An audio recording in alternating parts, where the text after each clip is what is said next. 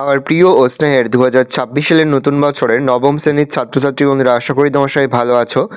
আজ আমরা যে বিষয়টি নিয়ে আলোচনা করব, নবম শ্রেণীর ফার্স্ট সামারি অর্থাৎ প্রথম পর্যায়ক্রমিক মূল্যায়নের ইংলিশের কোশ্চেন পেপার নিয়ে। দেখো সরাসরি স্ক্রিনে তোমার নবম শ্রেণীর ফার্স্ট সামারি অর্থাৎ প্রথম পর্যায়ক্রমিক মূল্যায়নের ইংলিশের কোশ্চেন পেপারটা দেখতে পাচ্ছ। ফুল মার্কস তোমাদের রয়েছে 40 আর সময় তোমাদের রয়েছে 1 ঘন্টা 30 মিনিট। দেখো প্রথমে তোমাদের একটা সিনের প্যাসেজ তুলে দেওয়া হয়েছে, খুব ভালো করে তোমরা কিন্তু সিনের প্যাসেজটা পড়ে নেবে, তারপরেই কিন্তু প্রশ্নের উত্তরগুলো শুরু করবে। দেখো একের এর দাগে রয়েছে অ্যান্সার দ্য ফলোয়িং কোশ্চেন্স, প্রশ্নের মান রয়েছে 1 করে 1 × 4 = 4। বি এর দাগে রয়েছে ফিল ইন দ্য ব্ল্যাঙ্কস, প্রশ্নের মান রয়েছে 1 করে 1 × 3 = 3। তারপরে তোমাদের রয়েছে সি এর দাগে মোট 2টি প্রশ্ন, প্রশ্নের মান রয়েছে 1 করে 1 × 2 = 2। তারপর রয়েছে 2 এর দাগে তোমাদের একটা পোয়েমের প্যাসেজ, খুব ভালো করে তোমরা কিন্তু পোয়েমের প্যাসেজটা পড়ে নেবে, তারপরে কিন্তু প্রশ্নের উত্তরগুলো শুরু করবে। এর দাগে রয়েছে অ্যান্সার দ্য ফলোয়িং কোশ্চেন্স, প্রশ্নের মান রয়েছে 1 করে 1 × 4 = 4। তারপর দেখো 3 দাগে তোমার একটা আনসিনের প্যাসেজ তুলে দেবে, খুব ভালো করে তোমরা কিন্তু আনসিনের প্যাসেজটা পড়ে নেবে, তারপরেই কিন্তু প্রশ্নের উত্তরগুলো শুরু করবে। দেখো এর দাগে রয়েছে write T for true and a for false statements.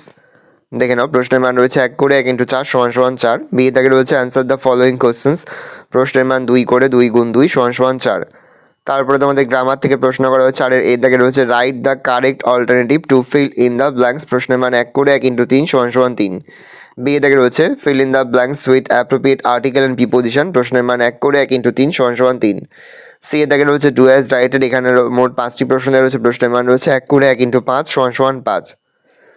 তারপরে 5 এর দাগে তোমাদের 2টি প্রশ্ন দেওয়া রয়েছে, প্রশ্নের মান 2 করে 2 × 2 = 4।